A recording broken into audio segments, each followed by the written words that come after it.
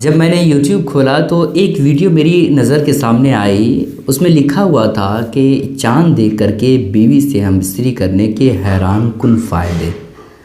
چاند دیکھ کر کے بیوی سے اگر آپ ہم بستری کرتے ہیں تو اس کے یہ فائدے ہیں۔ میں نے اس ویڈیو پر کلک کیا، میں جاننے کی کوشش کیا کہ آخر یہ بتانا کیا چاہتا ہے۔ تو اس میں بہت ساری چیزوں کا انہوں نے ذکر کیا کہ چاند دیکھ کر کے آپ سورہ لیلۃ القدر پڑھیے، آپ یہ سورہ پڑھیے، اس کے بعد یہ کام کریں، آپ کی منوکامنائیں، آپ کی خواہش پوری ہوں گی، ٹھیک ہے۔ تو میں نے سوچا اس حوالے سے آپ کو کچھ باتیں بتا دیتا ہوں کہ چاند دیکھنے کے بعد بیوی سے ہم بستری کرنے کے کیا کیا فائدے ہیں اور قرآن اور احادیث میں اس کا کیا ذکر ہے۔ آئیے میں آپ کے سامنے ان باتوں کا ذکر کرنے والا ہوں۔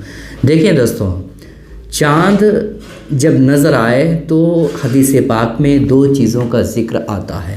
پہلا یہ کہ آپ چاند دیکھنے کا اہتمام کریں، اور دوسرا یہ کہ نبی پاک علیہ الصلوۃ والسلام چاند دیکھنے کے اہتمام کے ساتھ ساتھ حضور علیہ الصلوۃ والسلام دعا پڑھا کرتے تھے۔ بس دو چیزوں کا ذکر حدیث پاک میں ملتا ہے، اور اس کے علاوہ کسی بھی چیز کا ذکر حدیث پاک میں نہیں ملتا ہے، نہ ہی کتاب میں ملتا ہے، نہ ہی کسی بزرگان دین کے قول ملتے ہیں کہ چاند دیکھنے کے بعد یہ کام کرنے سے، یہ سورہ پڑھنے سے آپ کی خواہش پوری ہوں گی، آپ کی تمنائیں پوری ہوں گی۔ اس بات کا ذکر کہیں بھی کتابوں کی روشنی میں نہیں ملتی ہے۔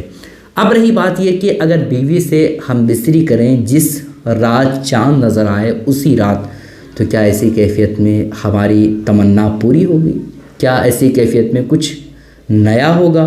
کیا کچھ فائدہ ہوگا؟ آئیے میں آپ کو بتا دوں۔ دیکھیں دوستوں، بیوی سے ہم بستری کرنا چاہے آپ رات میں کریں یا کسی بھی ہفتے میں کریں یا کسی دن میں بھی کریں یا کسی مہینے میں، کسی سال میں کریں، بالکل جائز ہے۔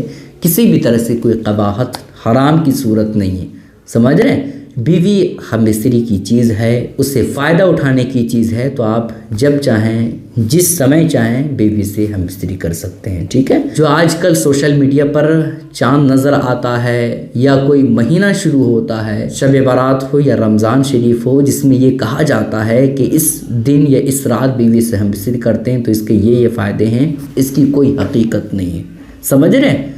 بھائی جو بندہ یہ کہہ رہا ہے کہ چاند، رمضان کا چاند دیکھنے کے بعد آپ بیوی سے ہم بستری کریں گے تو آپ کو لڑکا پیدا ہوگا، آپ کو لڑکی پیدا ہوگی، جو یہ بات کہہ رہا ہے کیا اسے پتہ ہے کہ اسی رات ہم بیوی سے ہم بستری کیے تب جا کر کے حمل ٹھہرا ہے؟